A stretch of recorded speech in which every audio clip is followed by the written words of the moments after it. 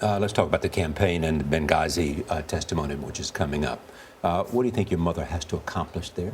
Well, Charlie, as I've said before, I'm not a pundit. I'm a daughter. I think every opportunity my mom has, she proves again and again why she should be our next president. I know I'm very biased, and I actually think I'm even more biased now as a mom than as a daughter, because I feel like I have a different stake in the future because of my daughter, Charlotte.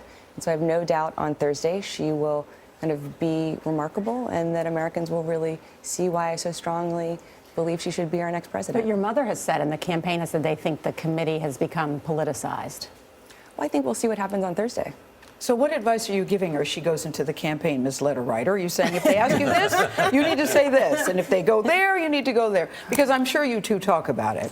We do talk, but we mainly... With what you want to share with us, Chelsea, at the table. We really mainly talk about Charlotte and our family. I think because she has so many advisors who kind of know this terrain better than I do. And I know but she only has one daughter, and she only has one granddaughter, and I want to create and protect that space for our family. And I'm sure you've seen this, Nora. I see my mother so much more now than I did before Charlotte, which is such a gift to see her as a grandmother, and that's how I spend most of my time and energy with her. It's fair to say your mother was wanting a grandchild very much. Oh, yes. Did she tell you, Charlie? Yes, she told anyone and everyone who asked that question, publicly and privately. And I know it's all politics, but sometimes they say such unkind things in the political arena about your mom. And as her daughter, and one of her staunch defenders, how do you take that in? Have you just developed a thick skin? Do you just say, do you disregard it? What do you do? Well, I think I do have a thick skin. I mean, I don't remember a time when people weren't attacking my parents. So in some ways, I think as I grew up, I developed a thick skin. And I also know my mom, and I think it's so much more important to look at kind of what people do and how they lead their lives and what's happening in the echo chamber. And I certainly hope to teach that to my daughter, and I hope that that's something that generally Americans are doing. What do you think if Joe Biden gets in the race? Well, I don't know. I think we'll have to see. As my mom has said, that's very much up to the vice president to make what he thinks is the right choice for himself, for his family, and for our country.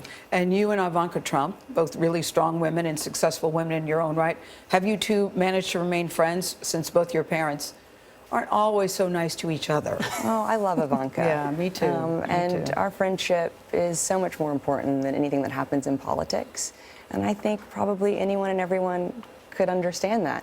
And so certainly I'm so happy for Ivanka. You know, she and Jared are expecting their third child. Yeah. I can't wait to meet the newest member of her family.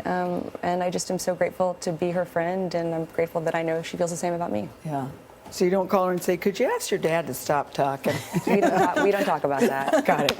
Chelsea Clinton, thank you so much for coming. Thank you very much. We're excited to have you at the table today.